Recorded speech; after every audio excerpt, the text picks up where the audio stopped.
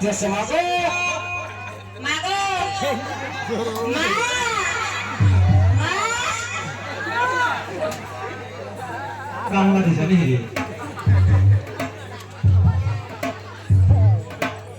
বাবা টিকাও মেরা খাওয়া দেখো বাবা টিকাও এই লক্ষিন্দর যখন ডাক দিছিল দেওয়ার সঙ্গে সঙ্গে ওনার মা বাড়ির থেকে বাইরে এসে বলে বাবা তুমি এসে গেছো বলে আমি এসে গেছি বলে মাগো তোমার কাছে কি কথা বলে কি কথা বলে তোমার কাছে আর আগে আমি একবার বলেছিলাম যে মিশালীনগর স্বয়ং সদাগরের কন্যা বেহুলা সুন্দরীকে আমি ভালোবাসি ভাই তুমি আমার কোনো কথার জবাব দাও না আজ আবার তোমাকে বলতেছি বেহুলা সুন্দরীকে কাল বেলা 10টার আগে যদি আমি বিবাহ করতে না পারি আমার সঙ্গে যদি আমার বিবাহ বন্ধন না করা আমার নিজের জীবনটা আমি নিজেই দিয়ে দিব এই কথা বইয়া লক্ষ্মীন্দর আস্তে করে গেছে না আর এদিকে চান্দু সদাগরের বিবি সুলেখা সুন্দরী ওনার স্বামীর কাছে আস্তে আস্তে যাওয়ার মুখে আয় চলে চলে ওরে সুলেখা স্বামী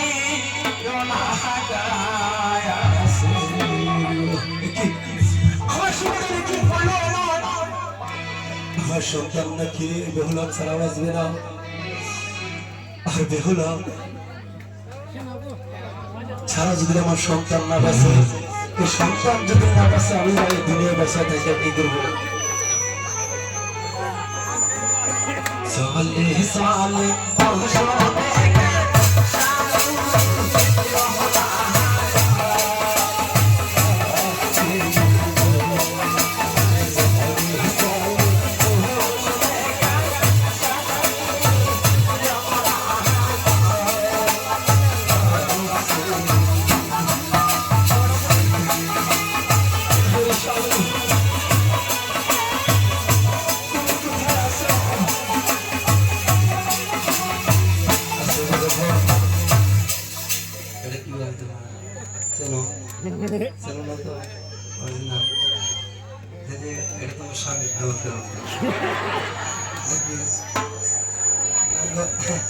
সালে পছন্দ হয়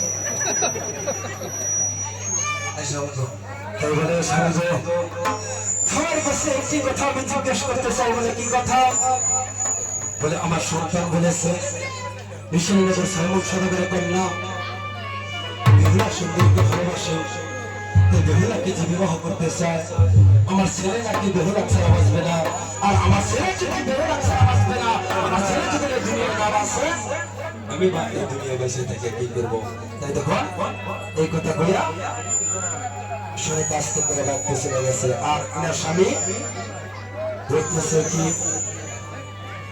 আমার দিদি বাঁচবে না আমার দিদি যদি না বাঁচে আমি বা এই দুনিয়া বেঁচে থেকে কি করবো তাই এই চাঁদি সদাগর একটা ঘটক আস্তে আস্তে মাওনা করতে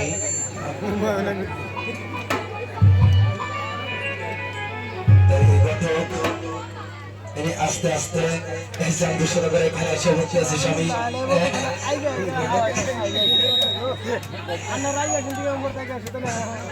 যখন এসে যে মহারাজ আপনি আমাকে কিসের জন্য ডাক দিয়েছেন বলে এই কত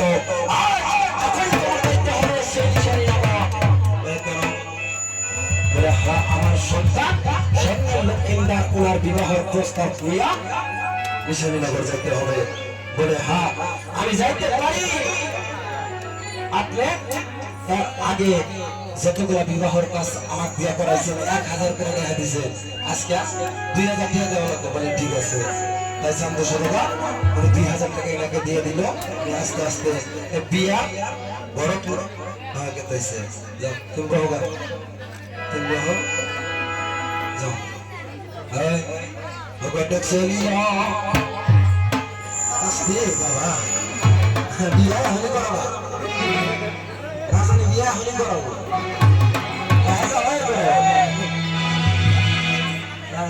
বড়কের একটা ঠ্যাং ল্যাংরা আছিল ল্যাংরায় ল্যাংরায় যাবার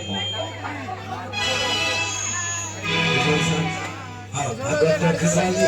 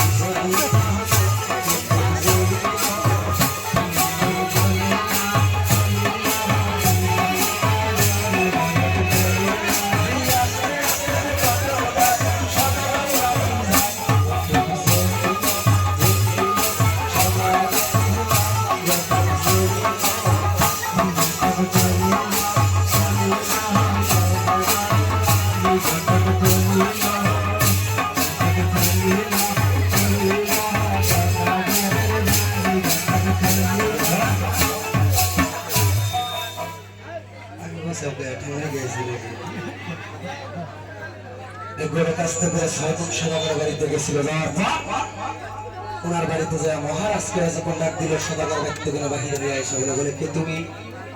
বলে আমি ঘটক সাহেব। বলে কোথায় থেকে আইসা? বলে আমি চাম্পানগর থেকে আইসি। বলে কিসের জন্য?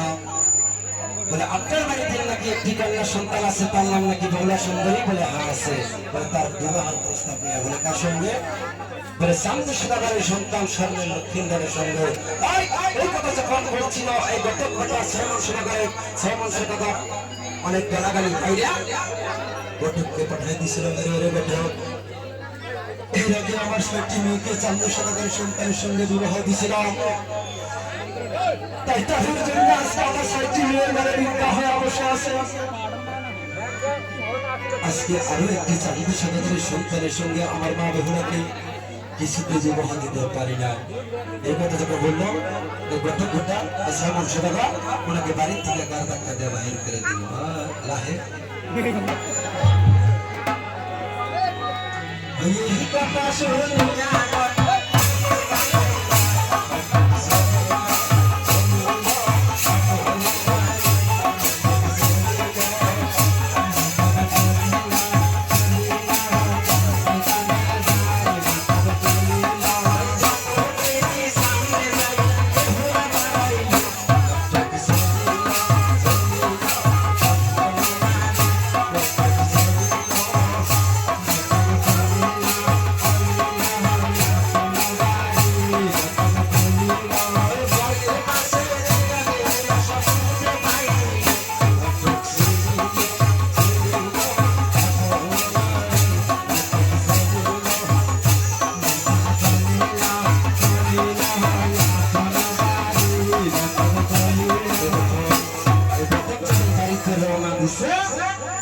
ঘটকের সামনে যায় বেহুলা দাঁড়াইছে, দাঁড়ায় বলতেছে ঘটক তুমি যে আমার বাবার কাছে গিয়েছিলা কিসের জন্য গিয়েছিলা? আমি সব কথা আমি ঘরের পাশ থেকে শুনছি, তাই আমাকে এই চান্দু সদাগরের সন্তান লক্ষ্মীন্দরের সঙ্গে আমার বাবা কিসের জন্য বিবাহ দিবে না?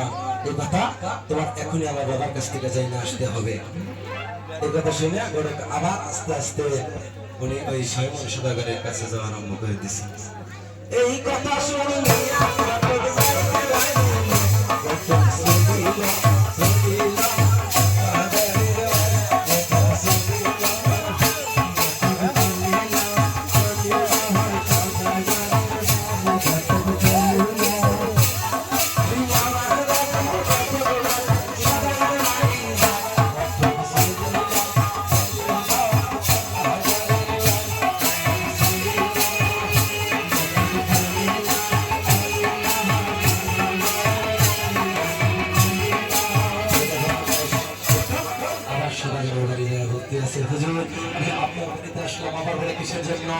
আপনার মা বেহুলা তার চান্দু সদাগরের সন্তানের সঙ্গে কিসের জন্য বিবাহ দেবেন না?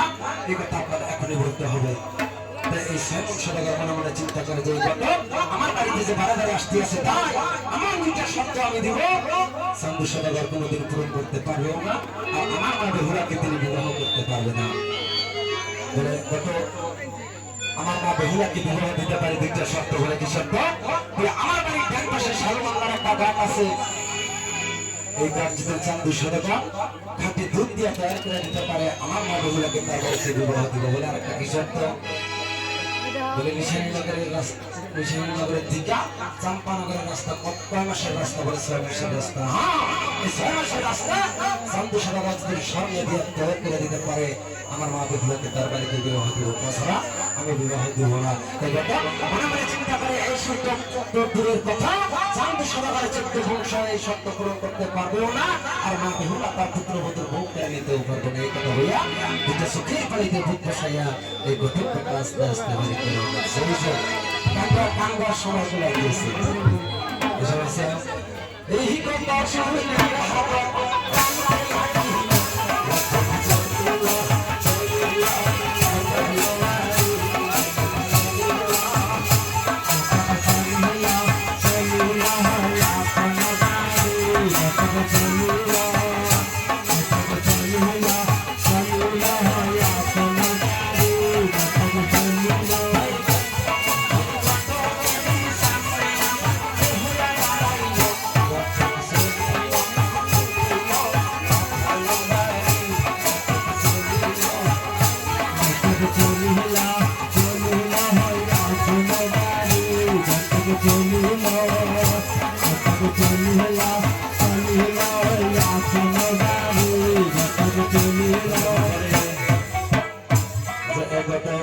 আমার বাবার কাছে তোমাকে পাঠিয়েছিলাম। তা আমার বাবা কি বললো বলে, মারে যে শর্ত তোর বাবা দিছে এই শর্ত চান্দু সারা পূরণ করতে পারবে না, আর তুই লক্ষ্মীদের সঙ্গে বিবাহ বসতে পারবি না।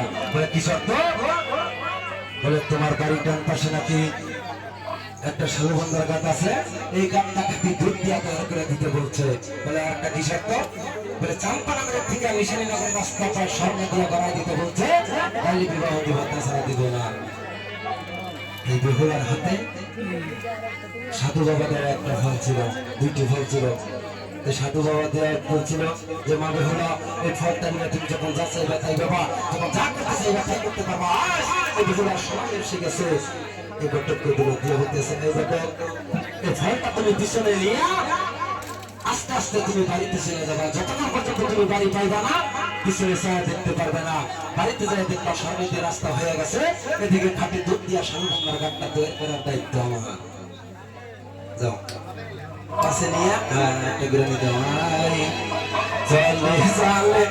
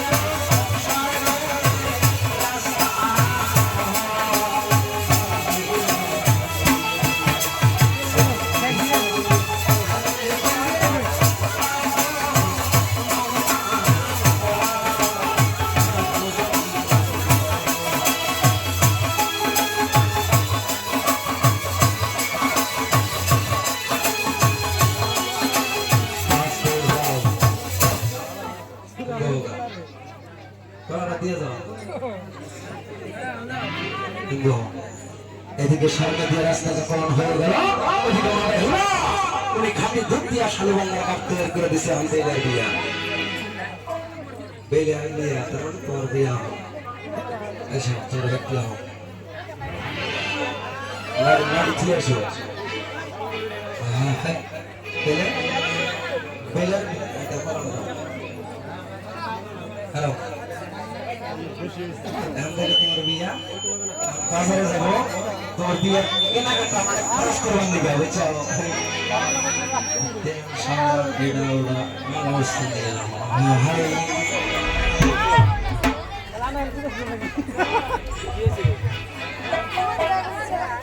পয়সা পয়সা একটা আসো হাতে যাও, তোমার বাজার করবো।